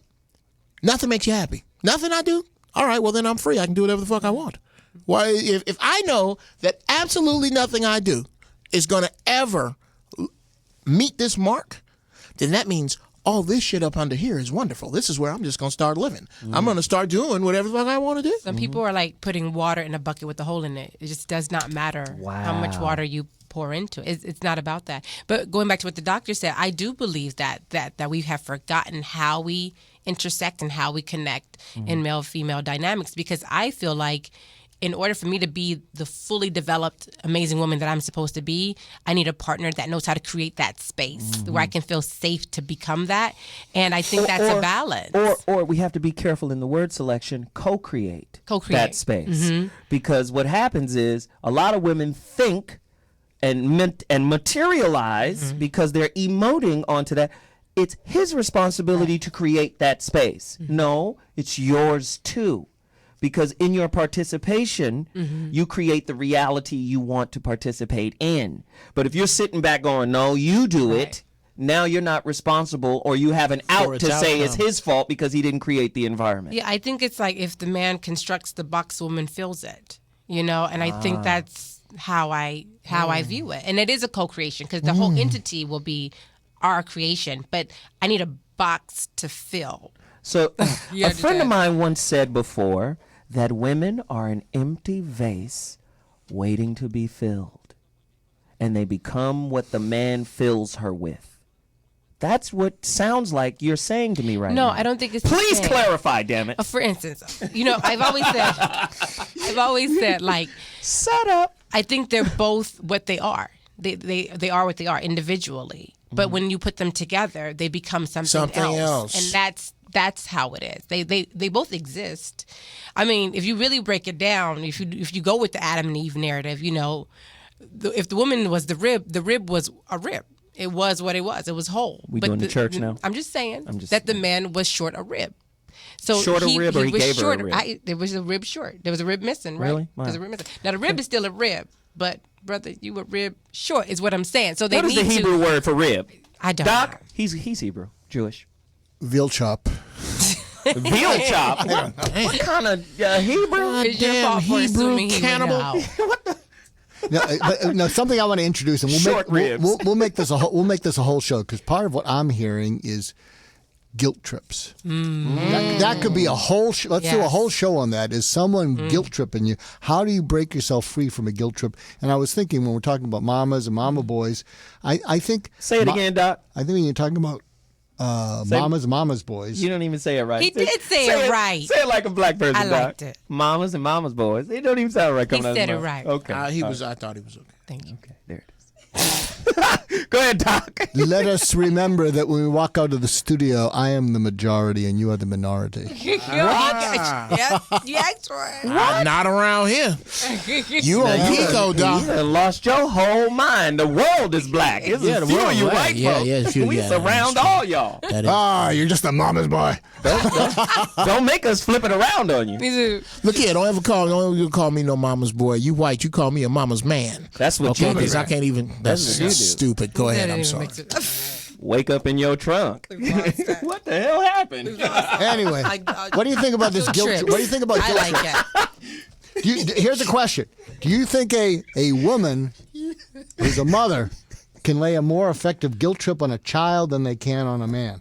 Absolutely. Are you kidding? I'd say they're equal. The child Nah, they ain't. is fucking It's just different. Play-Doh. Different type of. It's a different. No, you know why? Because I am already who I am. Every day, a child is becoming who they are going to be. So when she's hit me with guilt, it might splash and some get in my mouth. When she hit a child with guilt, she is putting that guilt right in his DNA. Right. But you just said you just talked about a relationship where you felt like nothing you did was enough to make them happy. Guilt trips was a part of that. You know, that feeling, Absolutely. That's a great how point. that followed No, you. so maybe out of that relationship. that's a But great it was point. effective. That was on me. So maybe it was not in me. Maybe Great point. maybe the reason these women bond to their sons instead of men is because they can lay a more effective guilt trip on their son and control him. Well, I like what you That's said. awesome. It's in you They as a can't do child that and on a on man. you when you're Yes, it's in you as a child. It's on you as an adult. Yeah. Doc makes the greatest point of all, and we've said this before. When it comes to women and their children, they don't have that gummy, sticky, bullshit filter that's built up of a bunch of conditions. Women love their men conditionally. They love their children unconditionally. So that filter isn't there. So now when they guilt trip a kid, it's like, oh shit. The first woman I've ever loved makes me feel bad because I didn't perform? Oh, fuck that. I'm jumping over the devil's back to get to her. Right. The dude is, ain't enough sucking of dick gonna make me do what you want me to do at a That's certain right. point. At a certain point, I'm done with you and all that bullshit you talking. Right. I'm just saying. I mean, That was great about the unconditional and conditional. I think that's so true. That's what it is. I'll take a blowjob, but I'm still not going to do this. Right. You can do that, but that's not going to guarantee I'm my taking God, out the this is- trash. I mean, but listen, there are some mothers who love conditionally. There are some mothers, if you don't meet their approval, they cut you off from their love. These are the women that Some. we talked about on that personality You spectrum. know where they love you conditionally? When you try and go get a girlfriend. Yes. that's That's when it hilarious. comes You out. cheating on me, boy? I'm cheating on you, mother. Mama D. Is that her name? Mama D? Love and Hip Hop. Woof. That is there you go. That is your textbook. Mama's boy situation. Mama D on Love and Hip Hop. Who is Mama D? Mama D is I don't watch. Scrappy? Scrappy's mama. Yeah, Scrappy's mama. And she does what? Shout out to Scrappy. Don't put them paws on me, Don't dog. put them We just paws on saying. us. So She's all enmeshed in their relationship, in his relationships, like, manipulating who he's gonna be with, sabotaging. She wants the person to be someone who is on her team. So if you are gonna be with somebody, I want it to be somebody I feel like I can control, an extension of the control I have on you. is that like what was the other dude, Love and Hip Hop, Jim Jones's mom, when she was going at the? She had that issue a bit too, yeah. Mm-hmm. She wasn't cool with the girl. Yeah. he was with. Jim wasn't having it. So he was like, nah. Yeah, now Scrappy's starting to not have it. He's starting to not have it, but he's been under it for quite a while. It's conflicting for him. So really, it's on the son who's enmeshed to step up and be like, Mom, At a certain fall point. to your position. At a certain point. But can't you see the rock in the hard spot? absolutely. He's now in between his mama Absolutely. and his woman. That brings us back to Doe with the doc. You got to get out of town, Pepper. If Yeah, you're get gonna out of save your town. relationship, You can't leave. You think your mama gonna let you leave? you just gotta go in the middle of the night. Well, like no, the okay. Underground Railroad. If you look here, if you got to sneak away from your mama, then you Back really back. don't need to have no woman. If you got to, Straight up. If you got to Right. sneak, if you worry You ain't about being ready. grounded, You're not which is ready. another thing, if you live with your mama, technically you can be grounded. Okay. So What if she live with you? Oh, well that's a whole nother kettle of fish. I'm not I ain't doing Jeff made a brilliant point. Really? Just one in the last 6 months, but he made this. Just one in the last 6 months, the doc says. Wow. No, he made this brilliant point about. Go on, say it about the difference between family and relative. Oh yeah. Once you and this is for those who believe in the institution of marriage. Once you marry a woman, whether you have children or not. Children. Yeah, whether you have a children's. That's good. Whether you have a children's, the two of you are family. yes, Everyone else becomes relatives. Excuse me. Those are your relatives, and you don't treat your relatives Leave like you the treat your gifts on family. the porch. Yeah, maybe that's why the mothers don't like the marriage, because they're going to be demoted from Right. to family to To relative. right.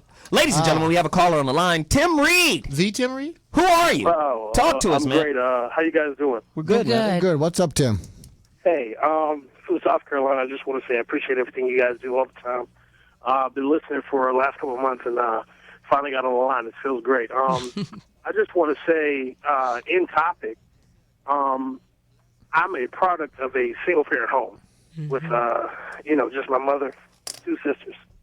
And for the longest, because of a few different reasons, me and my mother have been at odds. But even now at 30, I find myself falling into the same ideal patterns that she has, that she's been cultivating in me even when I was younger.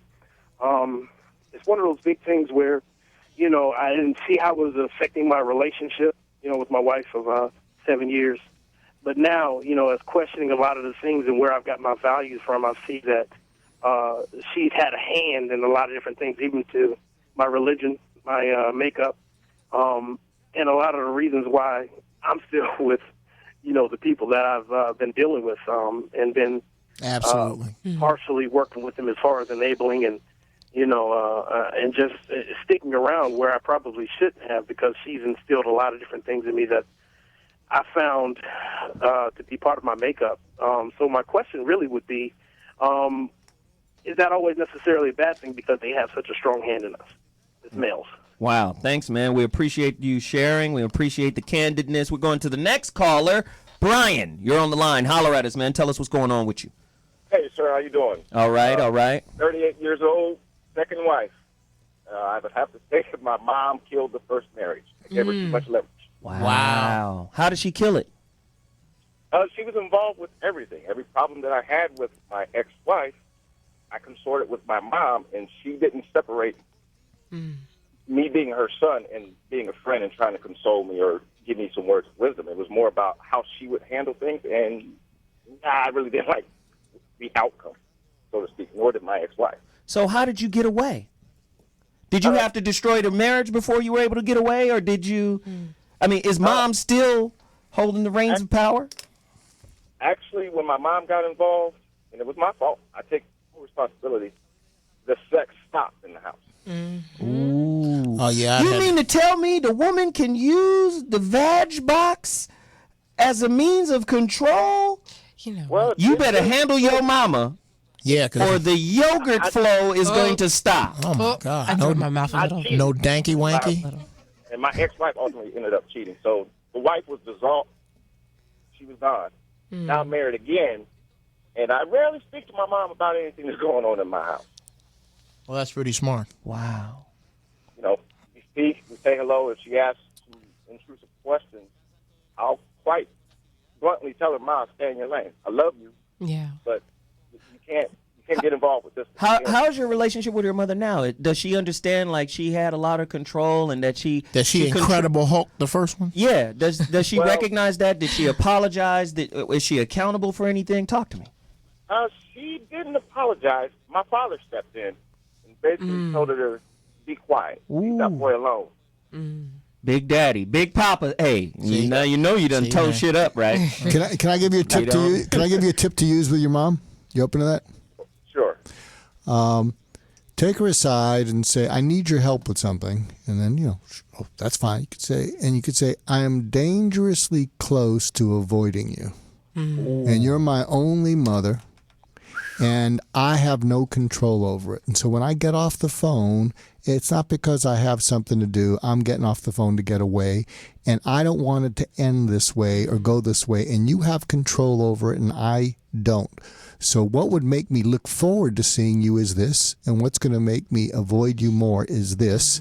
It's your choice." Can I say that works better with white Oh folks? my God! Don't you read my mind? You would never get. You want to avoid me, but then go on then. Get your black ass on off the porch. The one who birthed you. I spent 17 hours in labor with your ass, Brian. Have you looked at the size of your head lately? It was the same damn size 30 years ago, nigga.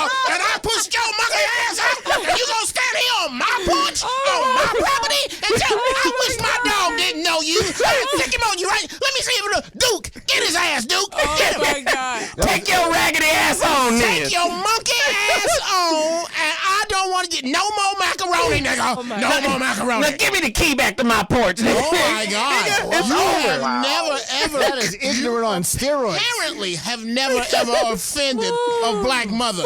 Brian, No, I I don't said. offend her at all. No. Brian, I suggest you take the doc's advice, but you might want to put that in letter form. You might want to write your mama that. I don't know if you want to stand up in front of your mama and say that. Who the fuck I are you withdraw talking my to? suggestion. I'm very nice to her when I say I don't want to say anything, but I never agree. Oh God! I think- Who the fuck are you talking to? You know, I think that Tim made a good point, and I think the second caller made a good point. With Tim, I do see this a lot more with single mothers, and I think that there's a difficulty there because there's an absolute responsibility and sense of responsibility and ownership that come with taking on both roles. And I think I go back to say this, I really do, there are some mothers who don't intend that. And once they realize it is hurting their child, I've seen them make appropriate Back up. changes. Yeah. If they know that it's hurting their baby. I've seen that. Now there's some who won't, and that's a deeper issue. But some who have. The other thing I think is important real quick though is the second caller made a point. Another strategy that works is giving this person a role. Like they need to know that they still have an important part in your life. You know, they need to be given that role and explain what that role is, but they just need to feel like they didn't completely lose their role, because that is really hard, especially if they decided not to date and put all their life into this kid. You know, they need to start focusing that energy on their own life, but they also just need a new role. That's where I was about to come to. When the child gives the mother the sum total of their meaning, of the mother's meaning, is the mother potentially dangerous to the child? Like, you define me. I don't know what I'd do without you. Like a mother who is devoid of like her own identity without the child. Yeah. Like, and when we see that, is that like a sign or a red flag that says there's something wrong with this woman and what she's giving? Not this woman, not like femininity or women, but this person that's passing on this kind of way to engage to this child. Like, I think isn't it creating some kind of... it definitely creates codependency. It creates the sense that the child feels responsible for the parent at a young age. And so they will start to, choose their actions and make decisions based on what is going to make this mother happy, what is in her best interest, versus developing their own identity and separating. How does that... A child who is living to make the mother happy, how then do they recognize, like, I'm not giving into me? It's almost like I'm a caregiver for my mother, and I'm not putting back into me or connecting with me and finding out what I need. How does a child wake up at some point? Do they wake up as an adult and still find that they're a child to some degree? You got to fire your mama at some point. Yeah, I think it depends on if they were able to have sort of a natural and healthy adolescence too. Like if they sometimes, that natural separation happens as you get older, as you become a teenager, as you become more exposed to peer groups and other people. But if you are controlled even in that setting, if you are restricted from that natural development, it will take until adulthood. It will take until you lose your first wife, as we just heard. Let me ask you, how often, because mothers are the primary caregivers in most cases, how often, and in general, I don't know if there's a stat for it, but how often do mothers divert the natural developmental course of a child? Oh, I wouldn't know. Like, I couldn't give you... Just look at society, dude. I would just say... That's what I'm saying. Just look at dudes now. Dudes, there's some bitch-made dudes out there right now. I mean, but see, here's the thing. Here's the thing I must give. If you have a single mother, I see this all the time. When a single mother brings her child in for therapy and we do an assessment and people are like, oh, this mother's doing this mother's doing that. The father's absence does something too. True. And so that you not being there, I can get accountability. I can hold her accountable. But part of the decisions she made were in part because of this absence, and so the father doesn't get any real blame, doesn't get any real accountability. Yeah, he does. Oh, yeah, he does. Yeah, he does, because absent fathers is a social narrative in America today. However, I'm just saying, like, when you come into contact with institutions, like if you bring somebody into a school, if you're doing an assessment, these bodies that kids come into contact with as they get older, they're looking at the person who's there. And but so you know what? Let me just say this. You're going to say that the mothers didn't get it. Let me just say this. Jeff. Yes, sir. I know very few fucked up dads. I know some. Yeah. But I know very few. Okay. The majority of dudes I know across the country fight, kick, steal, rob tooth and nail, to participate. It's a couple of tooth and nails right It is a fucking thing. Again, I say America creates a victimhood shelter for women. And I like to call women out to be more accountable on a lot of things. A lot of times, the biggest obstacle for a father to participate in his son's life is that mama. Or child's life. And I can't say that I disagree, because I've come into contact with several, like we were just saying, cray-cray situations where I admire these men. I had to really look and see, God, how hard they're working. Ask yourself this question. If you get a dad who gets to the point and says, man, fuck that. I ain't going back over there. Imagine what kind of shit he got to go to get to the point of, fuck that. I ain't going back over there. Here's okay. Single mothers who have ain't shit daddies. Right. You have one of two bad seats to sit in. Either you were not following your intuition and you had a child with a fucked up dude, or you drove a good man off. One of those things. How is there a third? Now the other thing. Well, the third is that the not shit daddy could have been a daddy and showed up. I don't know what you mean. Like the third is that the guy could have stayed and been a dad. Then he wouldn't have been a bad dude. Right. So my thing is your intuition, we all have bad relationships, and that's not always about intuition. Sometimes that's about need. Sometimes our needs outweigh our intuition. yes. And so we don't really want to get into the conversation of who did sometimes- what when they needed what, because sometimes our instincts are ruled over by what we need at that time. Those needs are deep. Could you speak So, deeper into that? Sometimes basically, our in other words, needs sometimes our outweigh needs. They do. our intuition. That The need to be accepted, the need to be approved, the need to be loved, the need to be nurtured. All these things, you can see something that looks terrible for you. And if they even show a possibility of giving you that need, you're going to go for it. That's because your survival instincts are going to surpass your intuition. Absolutely. Wow. Okay. Now That's awesome. I'm not abdicating shitty fathers. I hate shitty fathers. I can't stand them. My point is this: it is against human mammal nature for the male to love the kids around the female, and you have to fight your natural. Wow. It's not natural for me to, which is what I have done. I have absolutely no face-to-face, no direct contact with my children's mother at all. Yeah. Email, text. Right. That's That's it. it. That's So it. Don't yeah. come by my house. Yeah. That is unnatural. Yeah. That's And unnatural. it creates a And disconnect. unfortunate. for Yes. the child. And unfortunate. Absolutely. It's That is the terrible. road that most dudes, a lot of dudes, a lot of good dudes go, you know what? That's where fuck that come from. Right, Fuck that. I'm not going to do it. That's unnatural, and I'm not going to do it. But you have to. Yeah. Because if the family is a planet and you're loving the child around the mother, it's like they're living on two different planets. But also, It's like two different worlds. So I agree, and I don't think make that's me what you. cry. That's what That's- ends oh up my being like a God. more parallel parenting strategy as opposed to a co-parenting. But strategy. you gotta have a conscious motherfucker that wants to participate. Thank you. But flipping it back to what Jeff said, as a man, did your bells and whistles not go off when you saw that this woman had certain behaviors too that could have predicted, like, maybe I shouldn't get her pregnant? Listen, cray Yes. pussy is blinding. Go back to Yes. cray cray. It's blinding. I knew you were gonna go back to the I yogurt. can't see. I You can't can't help see it. when I she knew it. has Dannon So it's in not- between her legs. It's not the man's fault. It's the yogurt. Okay. just Okay. couldn't get Okay. past Wait. I got something. Okay. Hold on. Jesus. Hold your thoughts. Oh no whispering. This is not a tag team. We don't do. Now, No, we can't have a You hear it. rehearsal. You hear it. Now, I want you to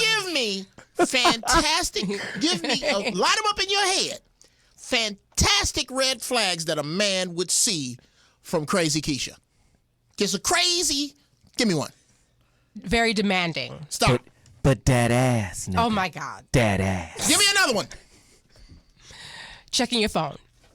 But that ass, nigga. That ass. Give me another one. Slashing your tires. So, But that ass, nigga. That ass. the defense rest, Your Honor. Call your next The witness. defense rest. Wop, wop. If the glove don't fit. Jesus, did you see that little picture on Instagram of the cat? And he's sitting up and he's doing like this with his claws, and underneath it says, that ass. That's just that ass. can't. Caller, you're on the line. Talk to me. Hello, yes, this is the Mighty Quinn.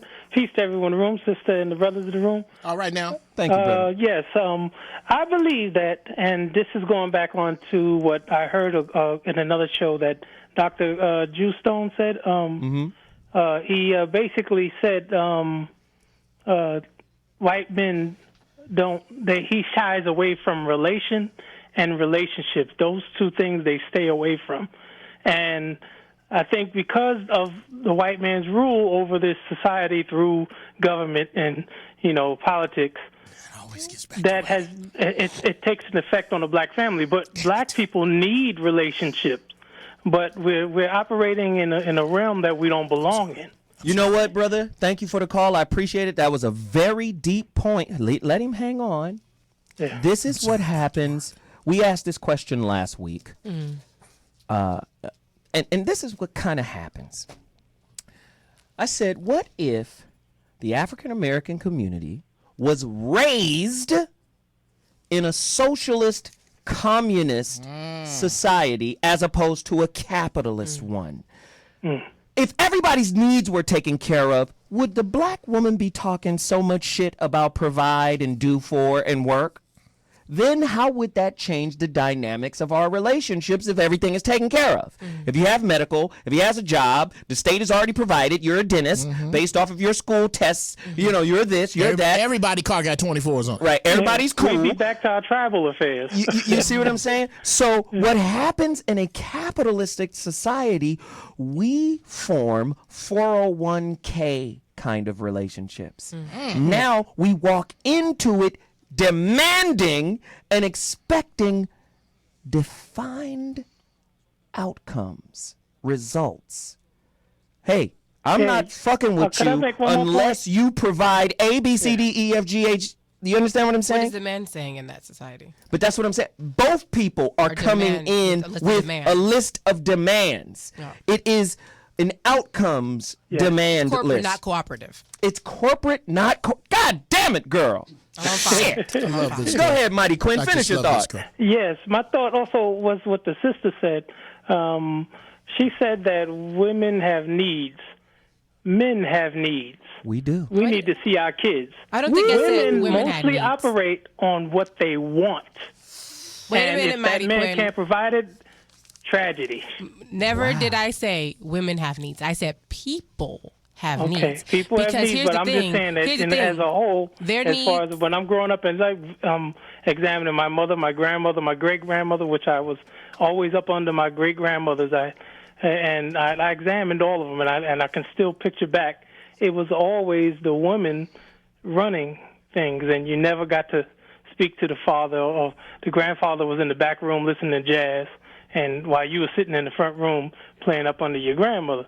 And it was always a quiet situation when it came to the men, but you know, they would always send you to the mother. Absolutely. Right. But somebody else grew up in a home where it was, you know, if you were of a different culture, where it was the total opposite, where it was, you know, the man who made the rules. Even if the woman was keeping the house running, she had no say in how certain things were handled in that home. You had to go to the father. So that's all relative to culture and family culture. But you know what the father's role people is. Have needs. The father's role really is backup for mama's rule. Absolutely. So mom makes the rule, and then when kids get out of pocket, dad backs up the law, which mother writes. See, I think for me, I work with so many different families, and they're very diverse, culturally, socioeconomically. So for me, it's hard for me to say one way or the other because I've seen homes where that's the case, and I've seen other homes where the dad, you know, this mother does not make a move unless that dad says what needs to happen. She is more so following through and implementing what he has said must happen. And those are sometimes different cultures. You know, there's different religions. I think the two can exist under the same roof almost, because that's kind of in my house. That's kind of what it is. Is look, these are the back rules. each other up. These are the rules. Right, Okay. right. My wife's word is very important. My wife's word is first to my children. My word is final.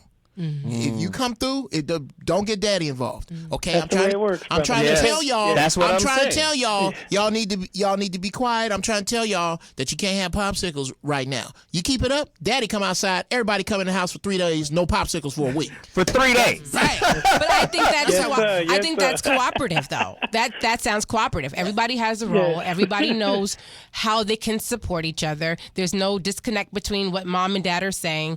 That's Right. cooperative. I mean, I don't see an issue with that per se. But that's what I'm saying. When we come into a business oriented philosophy for relationships, Right. when we engage, like you said, it's corporate, not cooperative. When we come in with that 401k mentality, like what defined gifts and Yeah. what defined pleasures and what can I accumulate and get from you? When we come into relationships with that philosophy, we miss the spiritual component, Absolutely. which is the most important component. Yes. We live in a society where marriage is business first. The number one indicator for poverty in America is divorce. The number one indicator for financial success in America is marriage. It's business first. There's no spirituality connected to it for the most part. Unless you place it into it yourself. But that's my point. If you are self-unaware, your relationship is not spiritual. That's a whole nother dance right there. Tell him. Thank you, man. I appreciate the call, brother. I appreciate you, man. Woo! Hot monkey knuckles up in this piece today. Jesus Christ. Okay, I love this girl. I love Yeah, her. she's You dope got as hell. to We'll be come bringing her back. Yeah, Yeah. you got to come. Yeah, She too is a Leo. I am a Leo. and fellas, I don't know if y'all can see her. She look kind of like Erykah Badu. Not exactly. Not like you know. look like this much. Get it. Like if I was on the 134 and it was raining, and you had a flat tire, I would fly by your ass at 70. I'd be damned if Erykah Badu ain't out Hey, with a flat flat out. tire. Gotta fly If Erykah Badu was out, it would be a car crash. Boosh, boosh. No, but she's dope. We're going to bring her back many more times. You know, I like to add very, very powerful, intelligent women to the show because I believe, and a lot of people don't understand me on this sometimes, I'm easily misunderstood because I lack rapport with a lot of people. But at the end of the day... You're an asshole, though. No, I'm just saying. At You the are, end of the but day, that's okay. it's Most of my just friends true. are assholes. Yeah. ahead. At the end of the day, I do this show because I honestly believe that women are the power. I honestly and truthfully believe that, too. and I believe that a patriarchal society has fucked up her ability to use her spiritual antennas for shit. Because awareness, that she awareness has them. Right, because the dude said it before. You know, that's the misnomer. Women always need. And again, we've made the woman a victim. And she uses victimhood better than anybody in this culture in order to get over. And we need her to be a victim because men only want to save you. We want to help. So we have to victimize you in order to remain important to you. That's what raises our testosterone is when you say, I need you, nigga. Oh yeah, because sisters, we don't get men because apparently we say we don't need you. So that's the irony. That's the catch-22 that we're Jesus, in. You know, irony. we build ourselves up so that we can be, co-partners. But then it's, we're accused of being, we don't need you. So I think it's a very difficult thing to dissect. I ain't never heard a straight man say, I don't need no damn woman. I got a job. I ain't never heard a man say that. Well, we always need women. We don't never. I don't care how man we might go. Jesus. We might need hoes for one thing. We might need housewives for another. But I never heard that's some crazy shit I'm y'all just say. saying. I don't need no man. No, I I never think heard. that's what the perception is. That's feminism, these women though. Think That's they not don't a need, perception. No, that women feel like we don't need the man. Now I will okay. say, but let's think about that. There's a lot of social constructs to that. There's a lot of the man not being able to be there and different reasons for that made us feel like we had to be on our own. So I mean, we have a history that we have to work through. Yeah, you already told us you guys Yes. are very delusional and the best I at did it. not say You that. did say that. You did say that. We're I gonna. can't say the Out of problems are context. the problems. Y'all didn't make the problems, but y'all got all the solutions. Hey, but listen, let me just say this really quickly. Yogurt. Let me That's just what I say mean. this really quickly. We have a guest in the building. I appreciate the brother from coming out. He came all the way from Philly. From Philly. Team RAR member Chris Parnell, and what is it called? For Society. He brought us fly T-shirts and all of that. I appreciate the brother from for coming out, and I like to do background checks. I couldn't just have a nigga roll through. Poetess, check him out. Poetess was like, he's clean. Okay, let them in. Shit. Oh, that's funny. The poetess is like the chick from The Incredibles. Yes. The one that makes the suits. So listen, I got to do this really quickly. Follow me on Twitter at Zoe Williams. Please connect with me on all levels. I got a website coming out. I got personal coaching coming out. And from June 11th to June 16th, I'll be in Dallas at the Steve Harvey Foundation, where we will be hosting the Steve Harvey Mentoring Weekend for young men at Steve Harvey's Ranch in Dallas. I'm about to take my youngest son with me. We going out there to bang on these fools. It's going to be incredible. Really quickly, where can they find you, Thea Monet? www.theamonnier.com. I'm on Facebook and I'm also on Twitter. Wow. Jeff Brown. GB Funny Style, at GB Funny Style would be the Twitter. Y'all can find me on Facebook causing trouble and crazy shit all the time. Go get the So What shirts, SoWhatOrders@gmail.com. I'm wearing Trauma and Forgiveness, an incredible shirt, credible symbology on it. Get at me next week, another banger. Deuces!